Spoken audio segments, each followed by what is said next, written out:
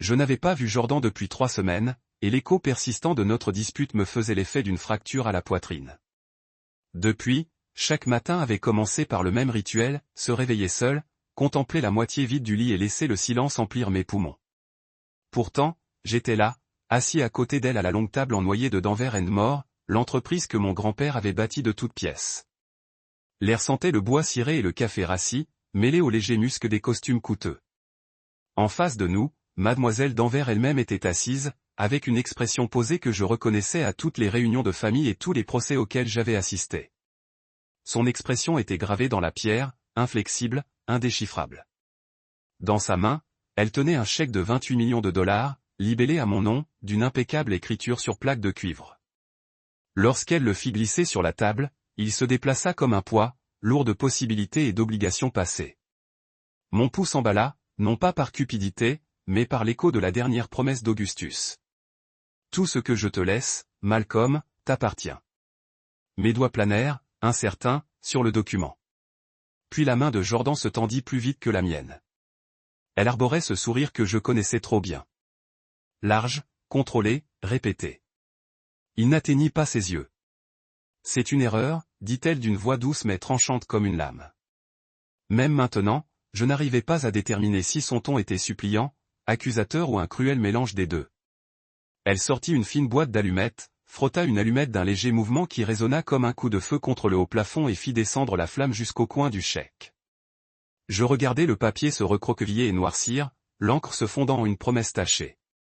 Les flammes léchèrent mon nom, réduisant chaque lettre en cendres avant que le feu ne consume le reste.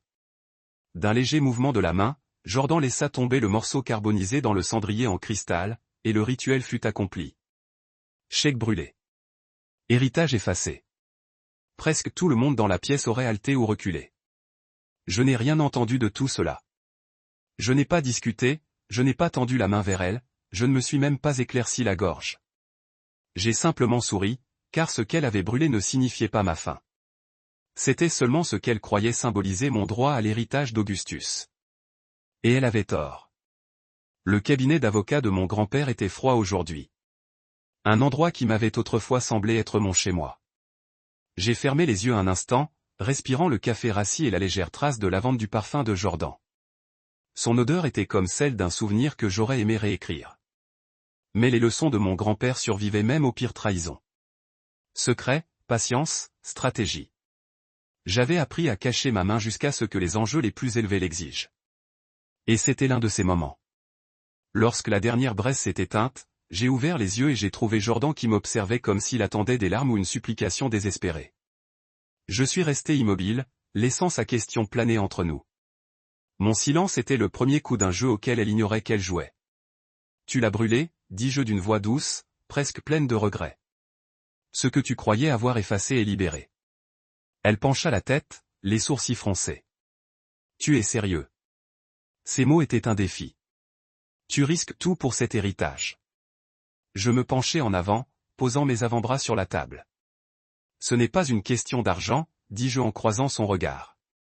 C'est une question de vérité, et j'ai appris il y a longtemps qu'on ne peut pas brûler la vérité. Mademoiselle Danvers s'éclaircit la gorge. Le son était autoritaire, exigeant l'attention. Puisque le document a été détruit, il n'y a plus de droit de revendication. Les biens reviennent à la succession. Elle me lança un regard acéré comme un scalpel. À moins qu'il n'existe un original ou un double conservé. Jordan expira, le soulagement illuminant ses yeux. Elle se renversa en arrière, croisant les bras triomphalement. Tu vois, c'est fini. Mais je savais déjà que ce n'était pas le cas. De l'autre côté du bureau en chêne poli, le portrait de mon grand-père me fixait d'un regard entendu. Il m'avait murmuré quelques semaines avant sa mort. Certains feux sont faits pour illuminer les ténèbres, et non pour brûler ce qui compte. Je comprenais maintenant qu'il parlait précisément de cet instant. J'ai souri de nouveau doucement, sans humour. Je crois aux copies de secours, ai-je dit. Parce que mon grand-père n'a jamais fait confiance à une seule copie. Le sourire de Jordan s'est estompé. La confusion a traversé ses traits et même Madame Danvers a incliné la tête. La curiosité a atteint son paroxysme. Je me suis redressé, puisant dans le calme que j'avais cultivé pendant des semaines. J'ai senti la boîte d'allumettes dans la main tendue de Jordan et j'ai laissé sa présence m'ancrer dans la réalité qu'elle avait choisi de créer et dans la vérité que j'étais prêt à révéler. J'ai fouillé dans la poche de ma veste et en ai sorti une clé USB élégante. Ceci, ai-je dit en la tenant entre le pouce et l'index, est l'original. Et ceci, ai-je tapoté la table une seule fois, est la clé de tout. Ma voix était dépourvue de malice, seulement de certitude. Le large sourire maîtrisé de Jordan s'est fissuré. Elle a ouvert la bouche pour parler, mais j'ai levé un doigt. Laissez-moi finir. Brûlez ce que vous voulez. J'ai tapoté le cendrier, et le petit tas de papier brûlé a tremblé dans le bol en cristal. Détruisez ce que vous voulez, mais vous ne pouvez pas détruire ce dont vous ignorez l'existence. L'espace d'un instant, la pièce est restée silencieuse, à l'exception du bourdonnement des plafonniers. Puis Madame d'Anvers s'est penchée en avant, l'intérêt brillant dans ses yeux pour la première fois. Vous avez des doubles? J'ai hoché la tête. Des copies et des originaux. Mon grand-père était d'une minutie irréprochable. Je me suis tourné vers Jordan. Vous pensiez en avoir un? Elle a dégluti. Et maintenant, que se passe-t-il? Sa voix était plus faible, incertaine. J'ai pris la boîte d'allumettes et les restes brûlés dans ma main et les ai jetés dans le cendrier. Maintenant, ai-je dit en me levant et en glissant la clé USB sur la table à Madame d'Anvers. Nous procédons comme prévu. Alors que je reculais, les yeux de Jordan se sont emplis d'un mélange de trahison et d'admiration.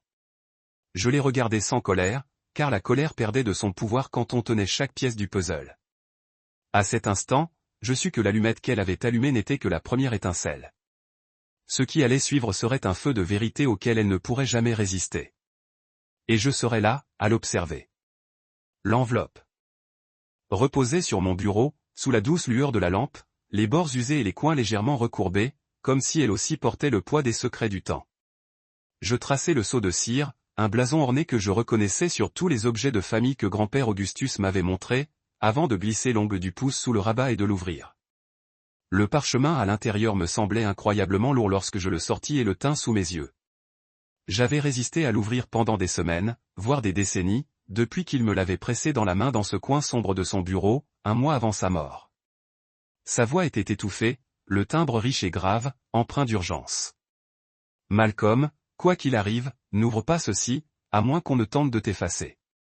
À l'époque, ma frustration et mon chagrin m'avaient aveuglé sur la véritable signification de cet avertissement. Mais après le rituel du feu de Jordan, les paroles de mon grand-père me revinrent en mémoire avec une clarté cristalline. Mes doigts tremblaient en dépliant le document notarié. Une courte déclaration de tutelle et de propriété, portant le sceau d'un notaire et la signature de grand-père en personne. J'avalai ma salive, le cœur battant, et remis le papier dans l'enveloppe. Puis, je glissai ma main plus profondément et en sortis un deuxième objet. Une élégante clé USB, dont le boîtier métallique était gravé du même blason. Je la retournai dans ma paume, émerveillé par la puissance d'un objet aussi petit. Pendant des semaines, cette clé avait été mon allié silencieux, attendant le moment propice pour se libérer. Maintenant, le moment était venu. Je me souvenais du jour où il me l'avait donné, aussi net que gravé dans ma mémoire. Nous étions assis ensemble dans son jardin privé, où les roses qu'il entretenait toujours fleurissaient encore obstinément dans le froid de l'automne. Il m'avait tendu une tasse de café fumante, l'arôme des grains torréfiés se mêlant à la terre fraîche sous nos pieds, et m'avait raconté des anecdotes sur sa jeunesse, les secrets qu'il avait gardés et les combats qu'il avait menés pour protéger le nom de notre famille. Son regard, embrumé par l'âge mais perçant par la détermination, s'était posé sur moi. Ceci, avait-il dit en tapotant le disque dur contre ses jointures tremblantes, est l'aboutissement de toutes les mesures que j'ai prises pour préserver notre héritage. Il contient des doubles de tout ce que j'ai possédé. Documents, titres, actes notariés, archives, enregistrements. Si jamais quelqu'un tente de t'effacer, ceci prouvera ton existence. Je lui avais proposé de l'ouvrir pour lui montrer ma confiance, mais il avait balayé mon inquiétude d'un geste. Pas encore, Malcolm. Le moment venu, tu le sauras. Maintenant, je le savais.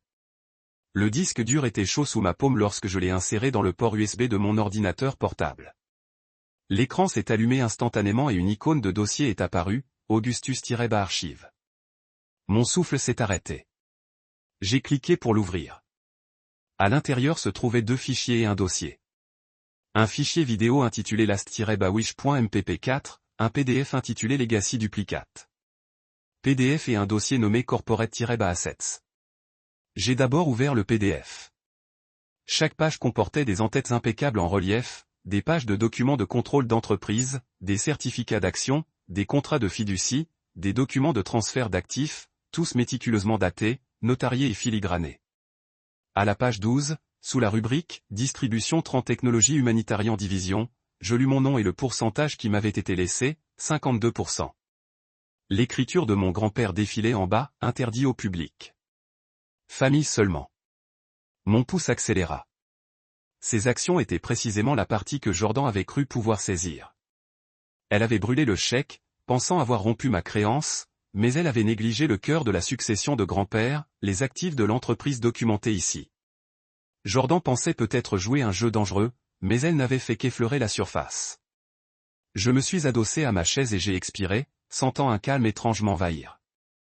Je réalisais alors que grand-père avait tendu un piège non seulement aux étrangers, mais aussi à quiconque pourrait me trahir.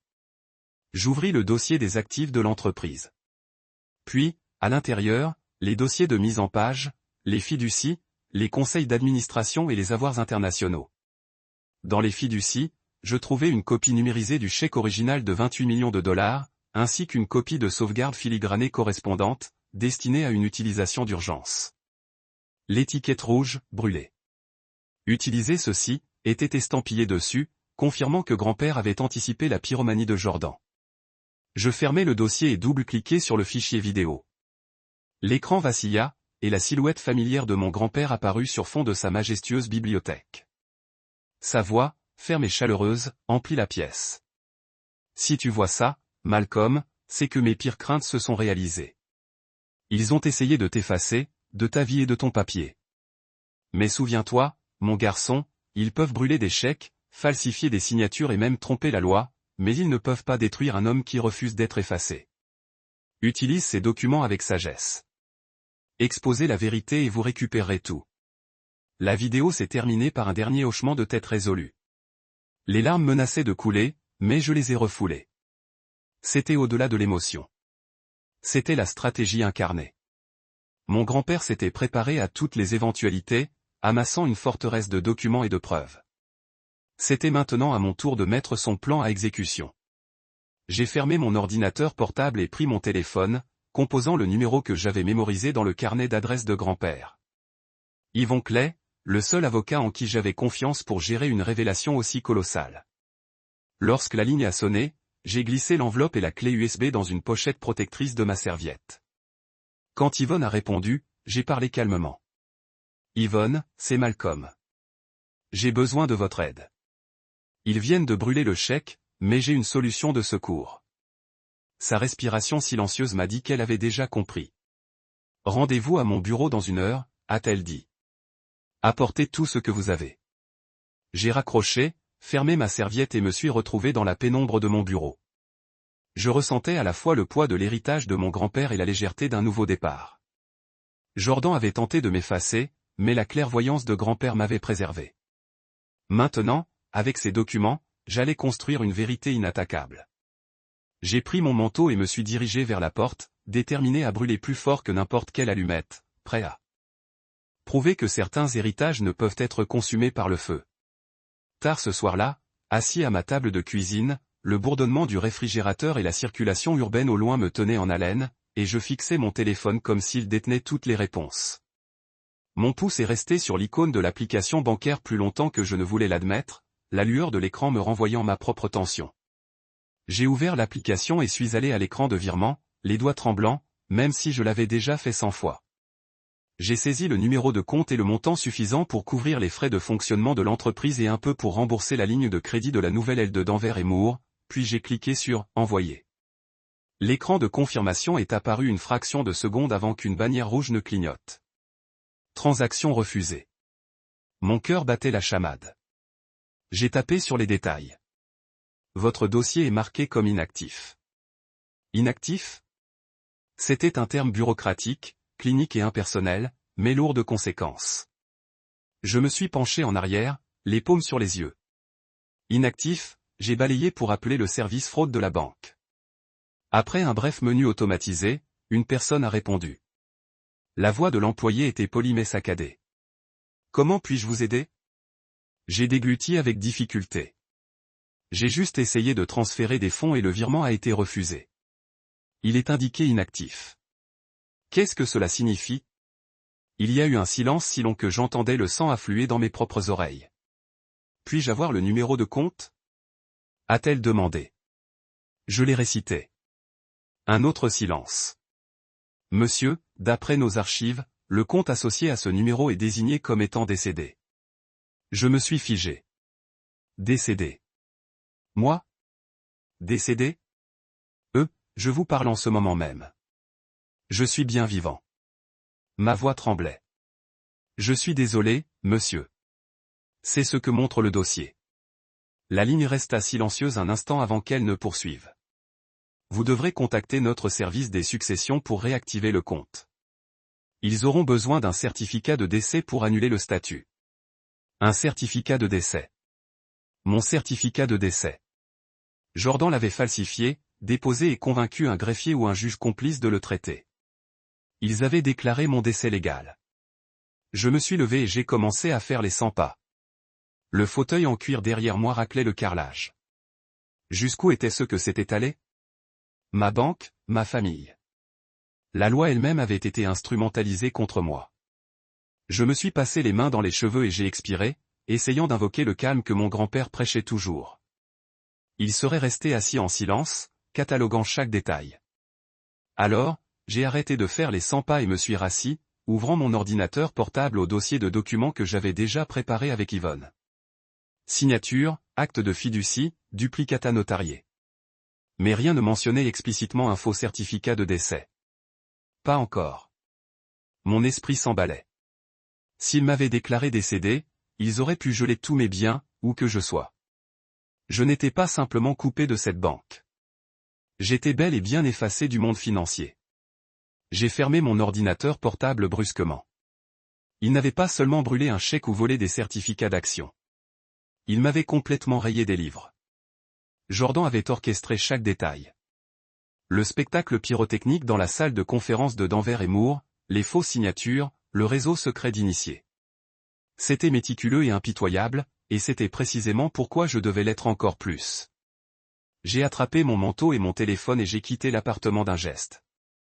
Le trajet en ascenseur jusqu'au rez-de-chaussée m'a semblé interminable. Mais lorsque les portes se sont enfin ouvertes, j'ai pénétré dans la nuit. Les néons de la ville brillaient dans l'obscurité. J'ai hélé un taxi et donné l'adresse d'une petite entreprise privée que j'avais découverte des années auparavant en faisant des recherches sur les analystes judiciaires, Clayton & Road Forensic. Le nom de Lan Booker résonnait encore dans mes oreilles suite à la recommandation d'Yvon, un expert en signature du FBI réputé pour n'avoir jamais perdu une affaire. Si quelqu'un pouvait remonter jusqu'à la source du faux certificat de décès, c'était bien lui. Au bureau, les lumières étaient tamisées et la réceptionniste m'a lancé un regard interrogateur lorsque je me suis inscrit. Booker est sorti d'un bureau annexe quelques minutes plus tard, grand et intense, le regard rivé à celui d'un faucon avant de se poser sur moi. Il m'a fait signe vers une salle de conférence et nous nous sommes assis à une table en verre poli, les chaises métalliques grinçant doucement sous nos pieds. J'ai disposé les documents que j'avais imprimés, le contrat de fiducie déclarant mon héritage, les actes de sauvegarde d'urgence et les serviteurs en parchemin, telle une carte de l'empire de mon grand-père. Enfin, j'ai sorti une copie numérisée du certificat de décès, estampillé du sceau du greffier du comté et daté d'il y a seulement 3 jours. Le regard de Booker naviguait entre chaque feuille. Il a pris le certificat et l'a examiné à la loupe. Après un long moment, il a tapoté le sceau du bout des doigts gantés.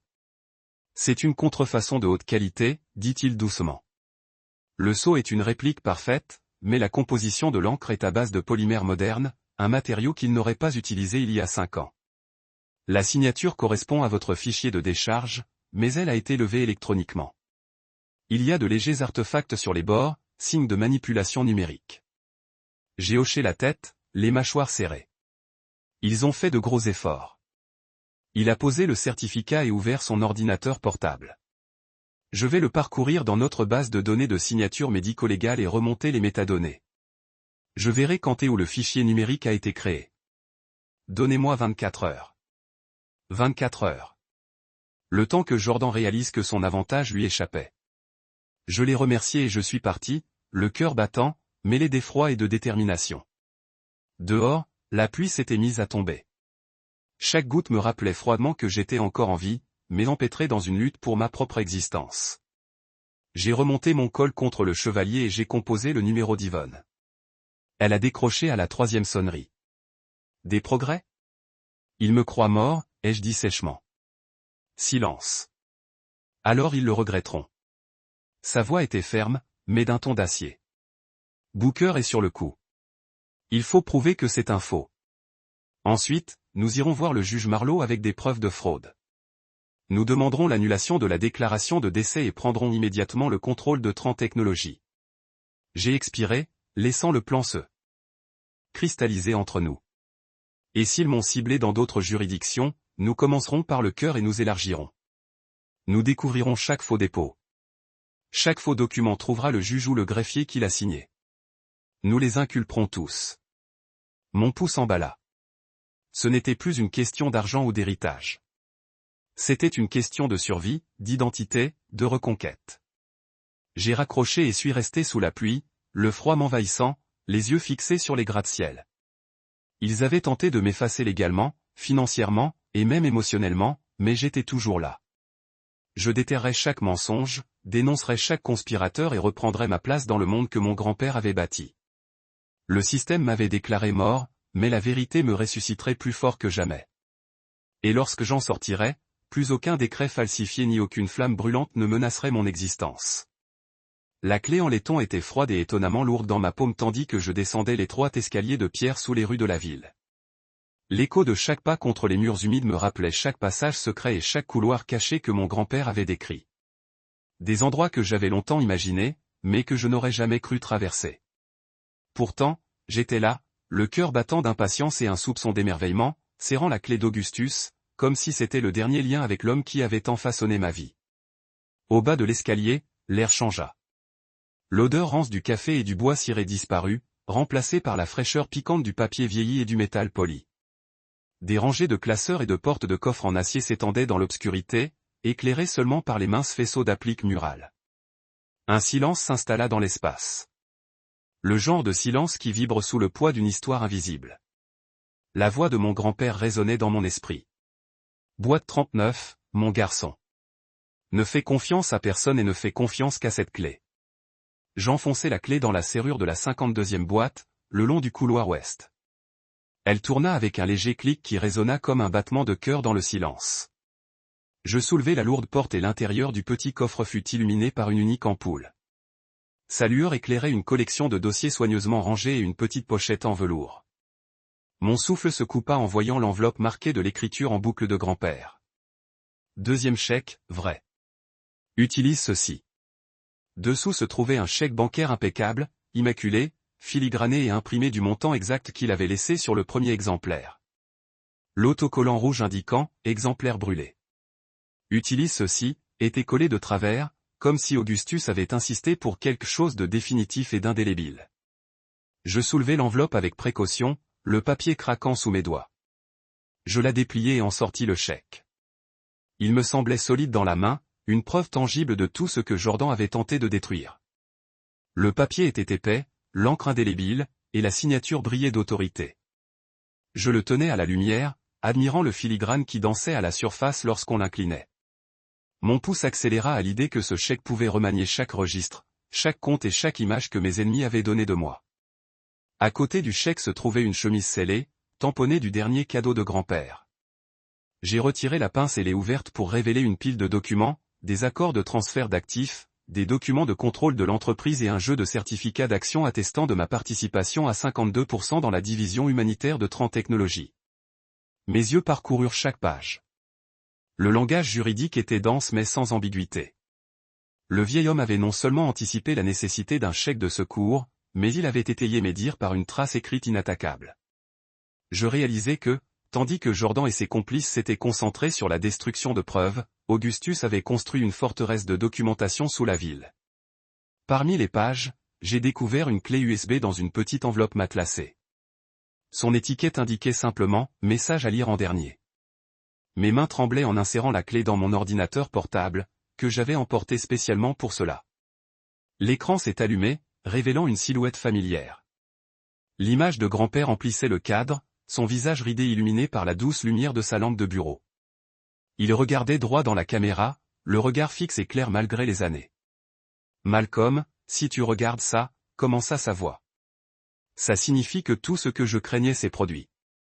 Ils ont essayé de t'effacer légalement et littéralement. Sache que j'ai anticipé ce moment et que je t'ai laissé plus que de l'argent. Je t'ai laissé la vérité, des preuves et les moyens de reconstruire. Ce chèque est authentique. Rien ne peut l'invalider une fois que tu l'auras présenté. Les documents contenus dans ce dossier prouvent sans conteste ton implication. Utilise-les à bon escient. Démasque les faux. Révèle les conspirateurs. N'oublie jamais, un homme dont l'existence est consignée ne peut être effacé de l'histoire. » Ces paroles restèrent suspendues dans l'air, résonnant contre les murs de béton du coffre.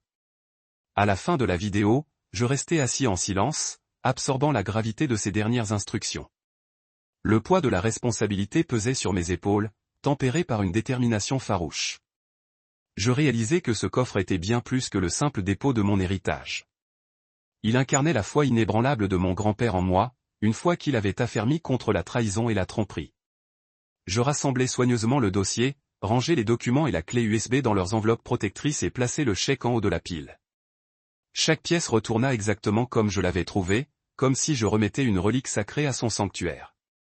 Je fermai la porte du coffre et tournai la clé, guettant le clic rassurant qui scellait l'héritage ultime de mon grand-père. En montant l'escalier, la clé en laiton à la main comme un talisman, je ressentis un frisson électrique me parcourir. J'avais les preuves nécessaires pour récupérer chaque bien, dénoncer chaque tort et reconstruire non seulement mon héritage, mais aussi mon nom. Jordan avait cru pouvoir me faire disparaître d'un coup d'allumette et d'une démonstration de bravade. Au lieu de cela, elle avait allumé quelque chose de bien plus puissant, l'étincelle de tous les préparatifs d'Augustus pour ma protection. Lorsque j'ai enfin émergé dans la fraîcheur nocturne, je me suis arrêté pour contempler l'horizon. Les lumières de la ville scintillaient comme des étoiles tombées sur terre. Chacune était une histoire, un secret, une vie. Gravée et ineffaçable. J'ai glissé le chèque et le dossier scellé dans la poche de mon manteau, sentant leur poids comme une affirmation de mon existence. Demain, je présenterai les documents à Avon, à Mademoiselle d'Anvers, au juge Marleau et à tous ceux qui avaient collaboré à mon effacement. Mais pour l'instant, en revenant dans les rues désertes, je me suis permis un sourire discret. Le caveau sous la ville avait parlé. J'étais vivant. J'avais raison. Et rien ne m'arrêtait. L'allumette qui avait brûlé mon nom n'était qu'une flamme fugace. Ce qui restait, c'était la permanence. Transmise de grand-père en petit-fils, scellée dans du laiton et du papier, et prête à reconquérir le monde que je n'avais jamais vraiment perdu. La clé de laiton était froide et étonnamment lourde dans ma paume. En descendant l'étroit escalier de pierre sous les rues de la ville, l'écho de chaque pas contre les murs humides me rappelait chaque passage secret et chaque couloir caché que mon grand-père avait décrit. Des endroits que j'avais longtemps imaginés, mais que je n'aurais jamais cru traverser. Pourtant, j'étais là, le cœur battant d'impatience et un soupçon d'émerveillement, serrant la clé d'Augustus comme si c'était le dernier lien avec l'homme qui avait tant façonné ma vie. Au bas de l'escalier, l'air changea. L'odeur rance du café et du bois ciré disparut, remplacée par la fraîcheur acidulée du papier vieilli et du métal poli. Des rangées de classeurs et de portes de coffres en acier s'étendaient dans l'obscurité, éclairées seulement par les minces faisceaux d'appliques murales. Un silence s'installa dans l'espace. Le genre de silence qui vibre sous le poids d'une histoire invisible. La voix de mon grand-père résonnait dans ma tête. Boîte 39, mon garçon. Ne fais confiance à personne et ne fais confiance qu'à cette clé. J'enfonçai la clé dans la serrure de la 52e boîte, le long du couloir ouest. Elle tourna avec un léger clic qui résonna comme un battement de cœur dans le silence. Je soulevai la lourde porte et l'intérieur du petit coffre-fort fut illuminé par une unique ampoule, sa lueur éclairant une collection de dossiers soigneusement rangés et une petite pochette en velours. Mon souffle se coupa en voyant l'enveloppe marquée de l'écriture bouclée de grand-père. Deuxième chèque, vrai. Utilise ceci. Dessous se trouvait un chèque bancaire impeccable, immaculé, filigrané et imprimé du montant exact qu'il avait laissé sur le premier exemplaire. L'étiquette rouge indiquant « Exemple brûlé ». Utilise ceci, était collée de travers, comme si Augustus avait insisté pour quelque chose de définitif et d'indélébile. Je soulevai l'enveloppe avec précaution, le papier craquant sous mes doigts. Je l'ouvris et en sortis le chèque. Il me parut solide dans la main, une preuve tangible de tout ce que Jordan avait tenté de détruire. Le papier était épais, l'encre indélébile et la signature brillaient d'autorité. Je le tenais à la lumière, admirant le filigrane qui dansait à la surface lorsqu'on l'inclinait. Mon pouce accéléra à l'idée que ce chèque pouvait remanier chaque registre, chaque compte et chaque image que mes ennemis avaient donné de moi. À côté du chèque se trouvait une chemise scellée, tamponnée du dernier cadeau de grand-père.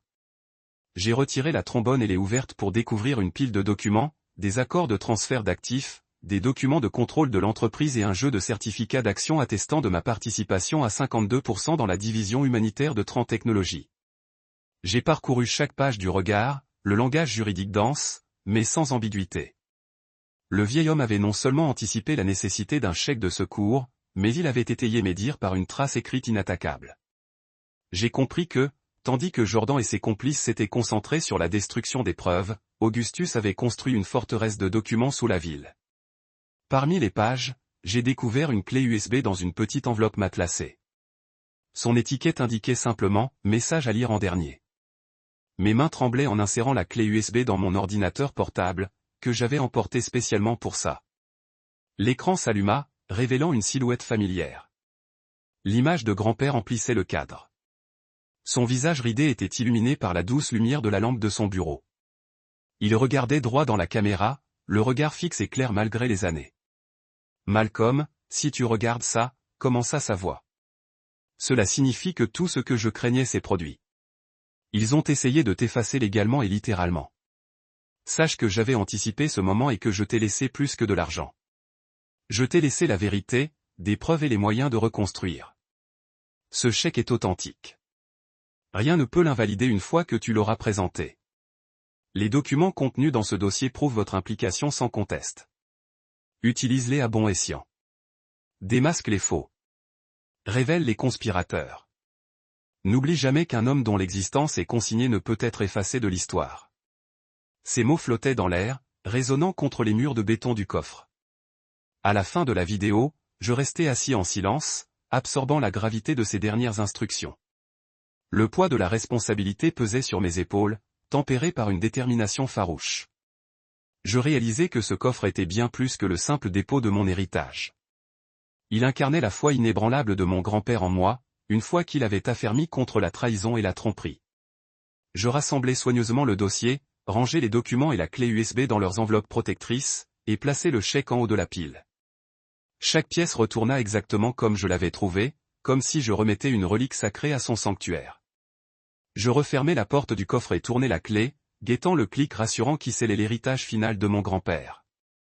En montant l'escalier, la clé en laiton à la main comme un talisman, je ressentis un frisson électrique me parcourir. J'avais les preuves nécessaires pour récupérer chaque bien, dénoncer chaque tort et reconstruire non seulement mon héritage, mais aussi mon nom. Jordan avait cru pouvoir me faire disparaître d'une simple allumette et d'un geste de bravade.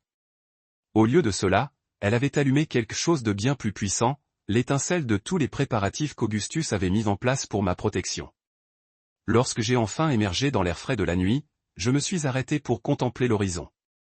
Les lumières de la ville scintillaient comme des étoiles tombées sur terre. Chacune était une histoire, un secret, une vie gravée et ineffaçable. J'ai glissé le chèque et le dossier scellé dans la poche de mon manteau, sentant leur poids comme une affirmation de mon existence. Demain, je présenterai les documents à Yvonne, à Madame d'Anvers, au juge Marleau et à tous ceux qui avaient collaboré à mon effacement. Mais pour l'instant, retraversant les rues désertes, je me suis permis un sourire discret. Le caveau sous la ville avait parlé. J'étais vivant. J'avais raison. Et rien ne m'arrêtait. L'allumette qui avait brûlé mon nom n'était qu'une flamme fugace. Ce qui restait, c'était la permanence, transmise de grand-père à petit-fils, scellée dans du laiton et du papier, et prête à reconquérir le monde que je n'avais jamais vraiment perdu. La pluie s'était arrêtée au moment où je suis arrivé à la clinique où Yvonne a accepté de me rencontrer. Mais le froid humide s'accrochait à mon manteau alors que je franchissais les portes en verre. La salle d'attente sentait les magazines antiseptiques et anciens. Une étrange juxtaposition au drame de la salle d'audience que nous allions déchaîner. Yvonne était assise derrière un petit bureau, son sweat à capuche harvarde zippé contre la climatisation. Elle leva les yeux de son ordinateur portable et a rencontré mes yeux avec sa marque régulière calme, le soupçon d'un sourire y tirant sur ses lèvres. Je suppose que vous avez tout apporté, demanda-t-elle, voix basse et méthodique. Les papiers se plissèrent alors qu'elle les déplaçait dans un tas soigné. Tout, des doublons notarisés au chèque d'urgence et le certificat de décès falsifié que nous avions acheté au bureau de Booker. J'ai hoché la tête et jeté le lecteur USB mince sur le bureau à côté du dossier plein de documents. Elle l'a ramassé, examinant la crête gravée sur son boîtier en métal. Le mouvement de la signature d'Auguste, dit-elle doucement. Quel homme. Puis elle plissa les mains et se pencha en arrière sur sa chaise. Dites-moi, Malcolm, que voulez-vous de cela? Sa question ne concernait pas l'argent ou l'héritage. Je pouvais voir ça. Il s'agissait du principe de celui-ci, les enjeux sous les entrées du grand livre. J'ai pris une respiration. Je veux que tout le monde sache ce qui s'est passé, dis-je. Je veux reconstruire publiquement ma réclamation, mais je veux aussi la justice pour la contrefaçon, la fausse déclaration de décès et celui qui a aidé à le déposer. Les yeux d'Yvonne brillaient. Bon. C'est une chirurgie. Pas seulement la chirurgie de la loi, mais la vengeance chirurgicale. Elle tapota le trajet contre ses jointures. Nous l'utiliserons pour reconstruire votre existence. Ensuite, nous devons faire venir quelqu'un qui peut retrouver chaque signature forgée à la source. Elle atteignit sous le bureau et retourna son téléphone, tapant rapidement. Lann Booker confirmera les contrefaçons, mais nous avons besoin de son témoignage par écrit, et nous devons savoir exactement qui dans le bureau du greffier ou au palais de justice a signé ce certificat de décès. Je l'ai regardé travailler, s'émerveillant du rythme de ses mouvements.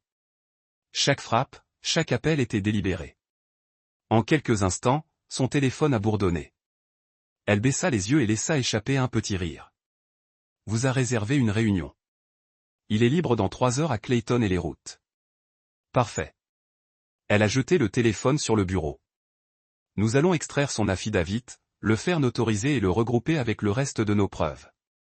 Ensuite, nous le délivrerons au juge Marlowe avec une requête pour annuler la déclaration de décès et une injonction pour restaurer vos actifs. J'exhalai, ressentant un soulagement et l'adrénaline se mêlait à ma poitrine.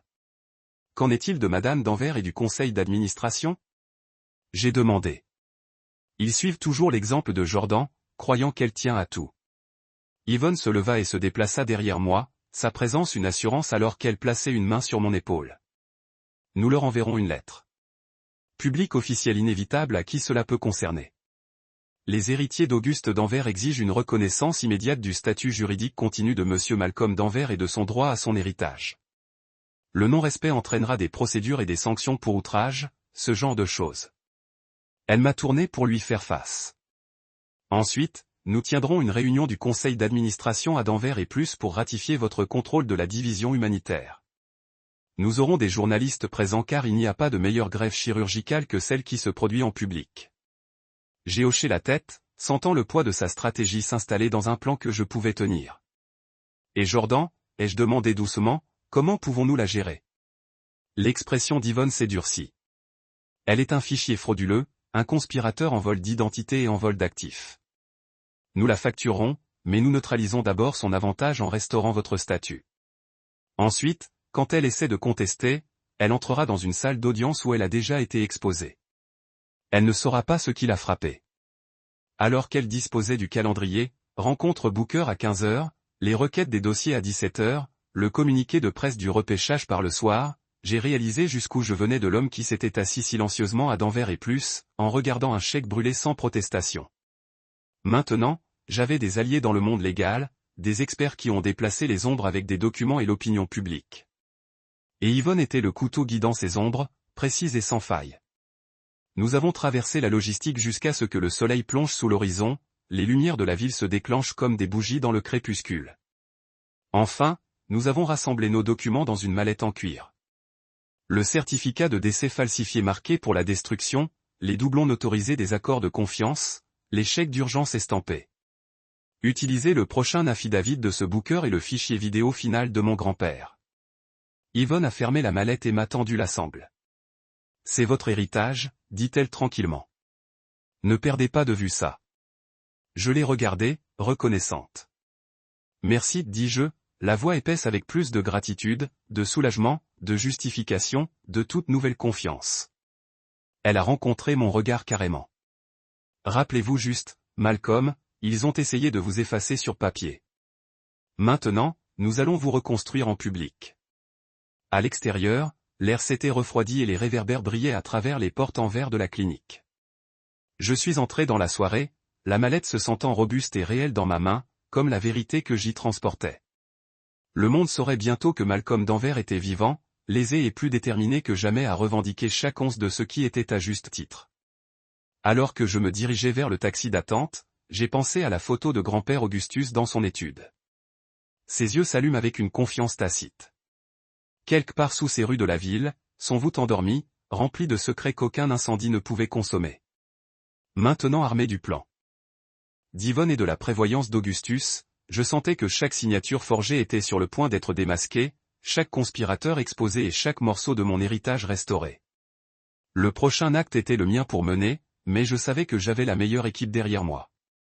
La vengeance chirurgicale en effet, ciblée, précise et sans pitié efficace. Et alors que le taxi m'a poussé vers ma prochaine rencontre, je me suis permis un seul sourire tranquille. La tempête venait, et je serais son œil. Le matin, l'histoire s'est cassée, je me suis réveillé avant mon alarme, attiré par mon téléphone par la vibration insistante sur la table de chevet. Clignant contre la lumière de l'aube, j'ai déverrouillé l'écran et regardé la cacophonie des notifications, des mentions, des alertes, des titres. Mon souffle a pris le cas où je réalisais ce qui s'était passé. Silu Boone, le journaliste que j'ai contacté, avait publié les pauses. Le titre a brûlé sur mon écran. L'épouse brûle l'héritage de 28 millions de dollars, mais le mari a été légalement déclaré mort des semaines plus tôt. Je me suis assemblé, au cœur battant et j'ai fait défiler l'article. Les pros de Silas étaient concis et précis. Il a présenté la chronologie, comment Jordan avait marché dans Danvers et plus, a mis en feu en salon le chèque en feu, puis derrière les théâtres, comment elle avait déposé un certificat de décès falsifié pour me déshabiller de mon héritage. Il a cité Yvonne sur les ramifications légales et Lan Booker sur les détails médico-légaux de la contrefaçon. Il avait même intégré l'extrait vidéo du message d'Auguste, le tremblement de la voix de mon grand-père, soulignant la gravité de la trahison. L'article a été mis en ligne à 6 heures ce matin, et au moment où j'ai vérifié, il avait déjà été partagé des milliers de fois. Les groupes d'anciens combattants s'étaient ralliés derrière l'histoire. Indignés qu'un vétéran décoré puisse être effacé par la bureaucratie et la tromperie, les membres du conseil d'administration de Tran Technologies se sont précipités pour évaluer les dommages. Ma participation de 52% dans la division humanitaire a soudainement été la nouvelle en première page et les investisseurs ont demandé des réponses. Les flux de médias sociaux pulvérisent avec indignation et soutien dans une égale mesure. Les hashtags comme #DiesBrankBackMalk et #Justice pour Danvers ont tendance en quelques heures. Je me suis assis sur le bord du lit en absorbant les vagues de réactions. Mon esprit a rejoué au moment où j'avais remis Silly le disque crypté. L'urgence dans ma voix comme j'ai expliqué comment ils m'ont déclaré mort, ont brûlé le chèque et m'ont effacé des livres. Il avait écouté sans tressaillir, son comportement calme en mettant l'ampleur de ce que j'avais révélé. Ceci, avait-il dit, tapant sur son ordinateur portable, est une histoire qui renversera la réputation. Laissez-moi faire ma part. Je me suis glissé du lit et je me dirigeais vers la fenêtre, regardant la ville se réveiller sous un ciel pâle. Le verre reflétait ma propre silhouette raide, mais je n'ai pas reconnu l'homme en regardant en arrière. Fini le silence stupéfait des derniers jours. À sa place, une satisfaction féroce que la vérité, une fois déchaînée, ne pouvait pas être contenue. Jordan avait fixé le premier match, littéralement lorsqu'elle a brûlé le chèque. J'avais frappé mon propre match en appelant Silu, et maintenant l'incendie se répandait plus vite que n'importe quel défi d'audience. J'ai pris un café de la cuisine et je me suis installé à mon bureau, ouvrant un autre onglet pour suivre les retombées. Les minutes de conférence étaient reportées.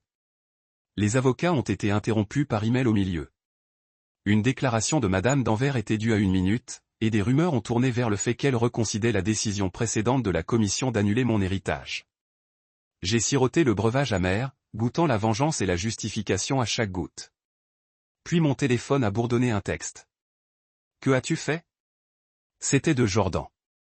Je m'arrêtai, le pouce planant sur le bouton de réponse. Je pouvais la tromper avec une facilité ou des menaces juridiques, mais elle ne méritait pas mes mots.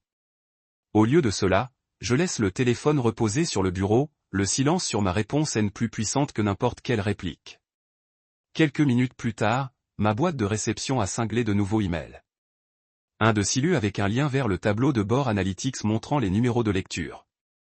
Une autre d'Yvonne confirmant qu'elle avait déposé l'injonction d'urgence pour arrêter tout autre transfert d'actifs et un tiers de Lan Booker attachant son rapport d'expert signé sur la contrefaçon de certificat de décès. Les pièces se mettaient en place. Je me penchai en arrière, exhalant lentement. À midi, l'histoire avait atteint des médias nationaux. Les experts ont débattu des lacunes légales qui ont permis la tromperie de Jordan. Les groupes de défense des anciens combattants ont exigé des enquêtes fédérales sur le greffier qui a traité ma mort. Même le compte Twitter de la Maison-Blanche avait publié une déclaration de fraude à l'identité dénonçant contre les anciens combattants. J'ai senti la vague d'indignation collective comme une marée soulevant un navire échoué. Mon cas a gardé par chaque part de partage et de retweeter d'indignation. La fin de l'après-midi a appelé un associé de confiance à la SEC m'ont alertant que des enquêtes étaient en cours dans la tenue de dossiers de 30 technologies et que les assignations étaient en cours de préparation à toute personne liée au dépôt frauduleux. Madame Dambert elle-même aurait coopéré pour limiter le scandale supplémentaire.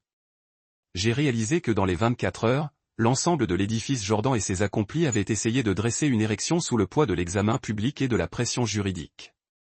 Alors que le soleil plongeait sous l'horizon, j'ai quitté l'appartement pour d'envers et plus encore. À bord d'une berline élégante qui m'a poussé au centre-ville.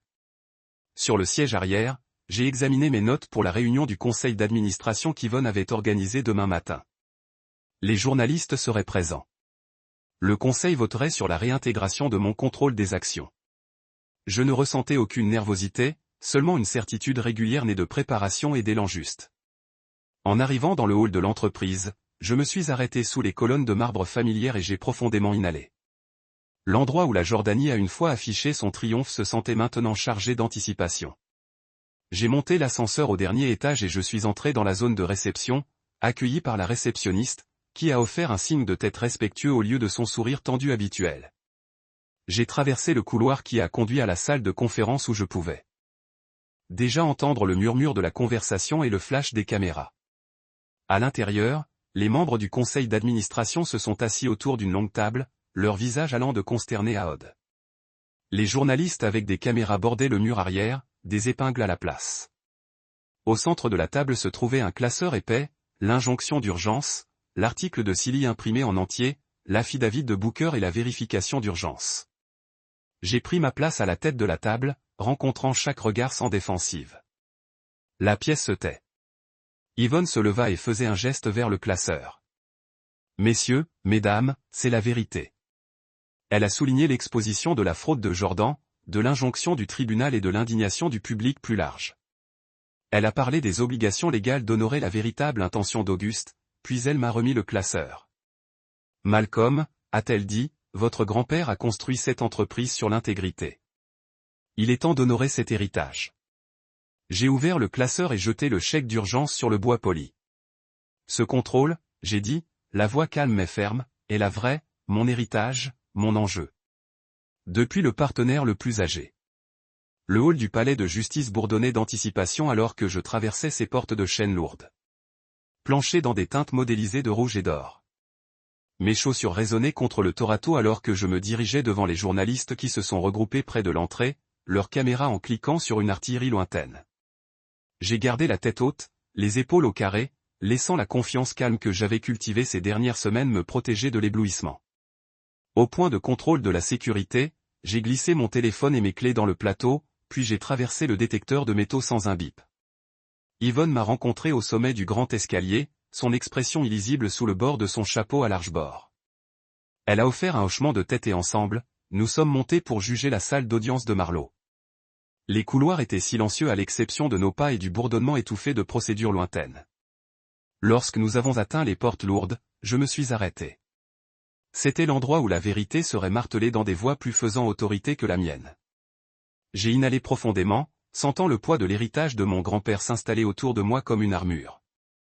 À l'intérieur de la salle d'audience était emballé. D'un côté, assis Jordan, flanqué par son avocat, ses yeux ont bordé un éclat non naturel. De l'autre, la galerie a débordé de vétérans, de collègues de l'entreprise et d'amis qui s'étaient ralliés lorsque mon histoire s'est cassée. Les journalistes bordent les rangées arrière, les stylos posés. Sur le banc, le juge Marlowe, une figure imposante dans les robes, la couleur de minuit, a examiné ses notes, expression réfléchie. Yvonne Rose First, présentant le calendrier, le chèque brûlé dans d'Anvers et plus encore, le certificat de décès falsifié, la découverte du chèque de sauvegarde d'urgence et des documents d'actifs du coffre-fort et le rapport médico-légal confirmant la contrefaçon. Elle a parlé dans des tons mesurés, chaque point ponctué par le bruissement des pages et le clic des marqueurs de preuve. Je l'ai regardée, entendant la fermeté dans sa voix, sentant l'élan qui se déplace avec tous les faits qu'elle a présentés. Ensuite, le juge Marleau a tenu un DVD projeté à distance sur l'écran de la salle d'audience. Le scintillement du visage de mon grand-père a rempli le mur derrière le banc pendant que la vidéo jouait. Son regard constant a rencontré le nôtre. Malcolm est le seul à ne jamais m'avoir demandé. C'est pourquoi il obtient tout. La salle d'audience était silencieuse, à l'exception du bourdonnement bas du projecteur. À la fin du clip, j'ai senti une apport collective d'haleine. Le juge Marleau s'éclaircit la gorge. M. d'Anvers, dit-il, regardant carrément l'avocat silencieux de Jordan. Le tribunal reconnaît la destruction du chèque d'origine. Cependant, le duplicata présenté, vérifié par plusieurs documents notarisés et les testaments d'experts médico-légaux, constitue une affirmation valide. De plus, le dossier de décès présumé est déclaré nul et non avenu. L'avocat a ouvert la bouche, mais Yvonne a soulevé un coup de main pour prévenir toute manifestation. Les a examinés, a hoché la tête et a continué. Quant aux actifs de M. d'Anvers, a compté immédiatement, le contrôle de la division humanitaire de Tran Technologies lui est rendu et toute mesure prise au contraire, est inversée. Un murmure a traversé la salle d'audience. Certains halètements, quelques chuchotements de soulagement, d'autres de choc. J'ai ressenti une poussée chaude dans ma poitrine. La justification et le soulagement mélangés en quelque chose comme le triomphe. Le visage de la Jordanie est drainé de couleur. Elle ouvrit la bouche pour parler, mais aucun mot n'est venu. Son avocat semblait qu'il avait marché sur un serpent à sonnette. Le juge Marleau a frappé son gavel une fois croustillant. Cette audience est ajournée. Les journalistes ont bondi en avant alors que la foule se levait. Flashbulb a éclaté et j'ai réalisé que je devais bouger rapidement. Yvonne a saisi mon coude. Nous devons contenir un énoncé de presse avant qu'il ne se disperse. Je l'ai suivi de la salle d'audience, devant Jordan, qui m'a regardé avec un mélange de fureur et d'incrédulité. Dans le couloir, j'ai affronté les caméras en attendant au bout du couloir à bois. Les journalistes ont joqué pour position. J'ai inhalé et entré sous les projecteurs, la lumière de fin de matinée attrapant le bord de mon revers. Merci à tous d'être ici, j'ai commencé, la voix stable. Aujourd'hui, la Cour a réaffirmé ce que mon grand-père a toujours cru que la vérité ne peut pas être effacée. Je suis reconnaissant au juge Marleau, à mademoiselle Clay, à monsieur Booker et à tous ceux qui me tenaient à côté. Cette division de Tran Technologies poursuivra ses travaux en service des anciens combattants et des communautés du monde entier. À ceux qui ont cherché à me détruire, le savoir. Vous pouvez brûler des papiers, mais vous ne pouvez pas brûler l'héritage ou la fidélité. Pendant que je parlais, Jordan regarda depuis la porte, les flammes de son premier triomphe éteintes à la lumière froide de la justice. Et alors que les questions du journaliste se sont plus autour de moi, j'ai ressenti la certitude de chaque étape que j'avais franchie. La salle d'audience m'avait accordé la couronne, et avec elle, le devoir d'honorer la vision de mon grand-père. La première grève a été terminée, mais la guerre pour protéger la vérité et les personnes qui s'y appuyaient venait juste de commencer. Le café était silencieux à mon arrivée. Le jazz doux jouant à travers des haut-parleurs cachés, l'odeur du café fraîchement moulusseux. Recroquevillant dans l'air comme une promesse. J'ai choisi une table d'angle près de la fenêtre. Sa peinture a éclaté sur les bords et a regardé les clients dériver et sortir. Un jeune couple partageant des pâtisseries. Un étudiant a couru sur les manuels. Le barista tamponnant le marc de café et les rafales mesurées. Je pouvais sentir mon cœur se retourner dans ma poitrine en attendant, conscient que chaque personne qui est passée pourrait être en Jordanie déguisée. J'ai vérifié mon téléphone par habitude. Pas de nouveaux messages. Elle était en retard. Quand elle est finalement apparue, le silence du café s'est approfondi. Jordan glissa dans le siège en face de moi, les yeux rouges et hantés. Elle portait un chemisier et un jean simple. Rien des perles et des costumes sur mesure qu'elle était tombée devant le tribunal, mais le regard sur son visage m'a dit qu'elle serait prête à mettre à nu son âme. Elle plissa les mains sur la table, les doigts tordant la bague que je lui ai donnée. Je me suis souvenu comment elle a ri quand je l'ai présentée. À quel point le moment avait été brillant avant toutes les charades. Elle dessina dans un souffle tremblant. Merci d'avoir accepté de se rencontrer, a-t-elle dit, voix basse.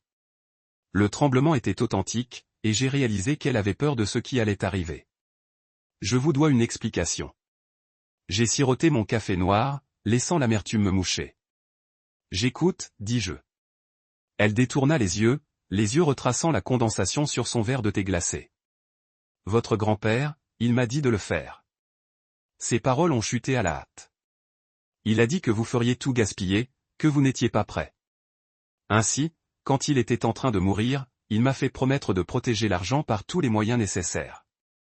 Elle a alors rencontré mon regard, le désespoir saignant dans son expression. Je n'ai jamais voulu te blesser.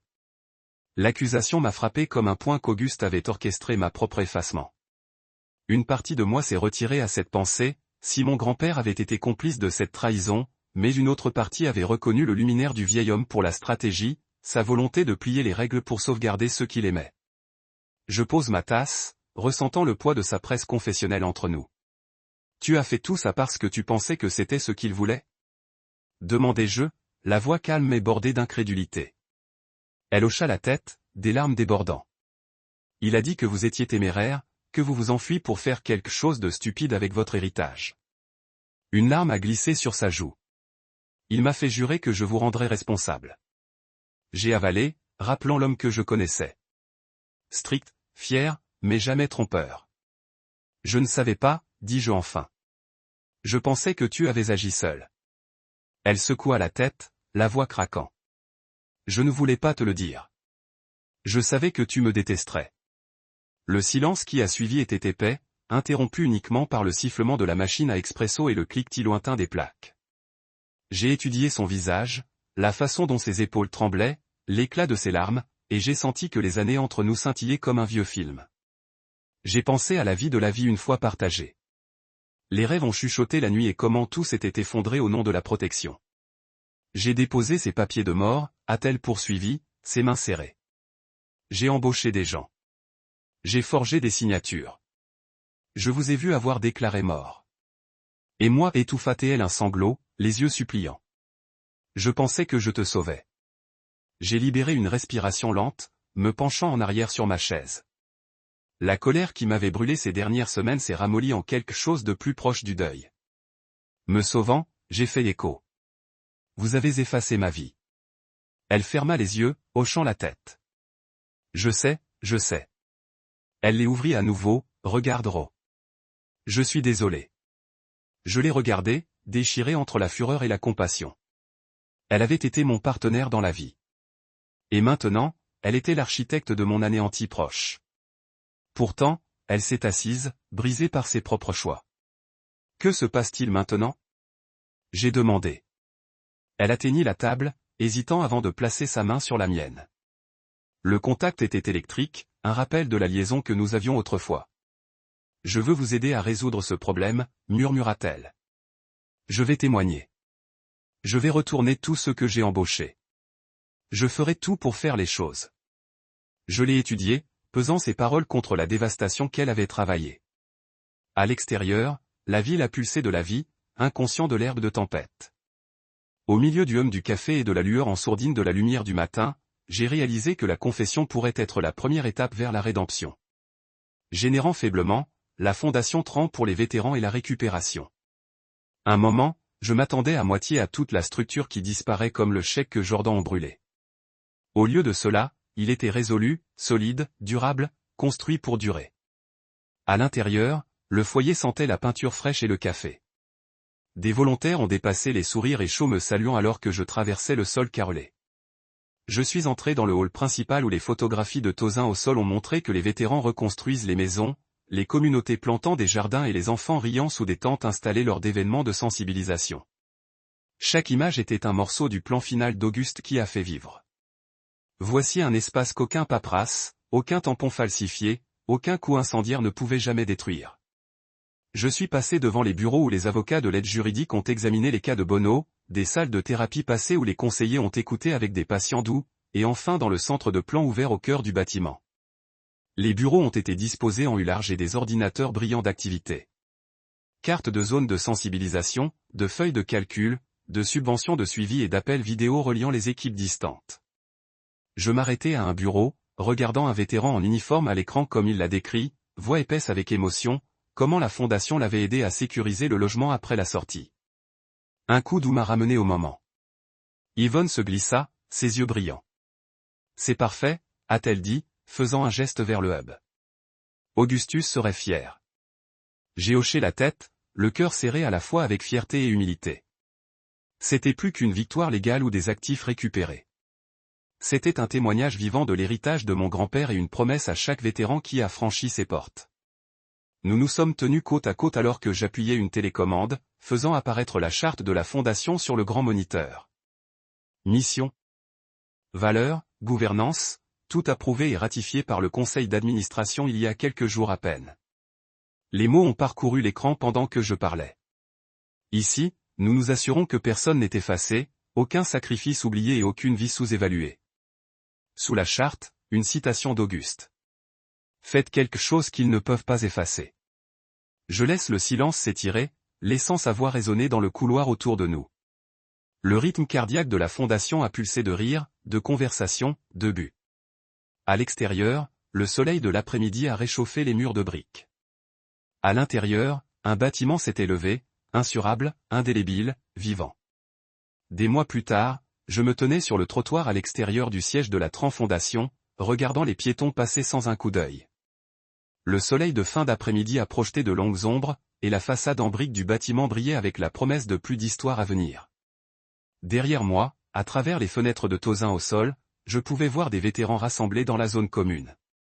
Certains étudient les listes d'emploi, d'autres partageant du café et des rires, chacun ignorant la tempête légale qui avait donné naissance à ce sanctuaire. J'ai marché lentement devant l'entrée, sentant le métal frais de la poignée de la porte sous ma paume et je suis entré à l'intérieur.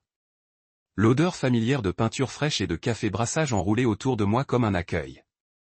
Les membres du personnel hochaient la tête en passant, leurs expressions chaleureuses mais concentrées. Je me suis arrêté à la réception pour entendre un volontaire saluer un nouveau venu. Vous êtes en sécurité ici. Nous avons le dos. À ce moment-là, j'ai compris exactement pourquoi rien, pas de documents falsifiés, pas de blind burning ne pourrait jamais effacer ce que nous avions construit. Mon téléphone a bourdonné dans ma poche. Je l'ai glissé et j'ai vu un texte de Jordan. J'ai passé aujourd'hui.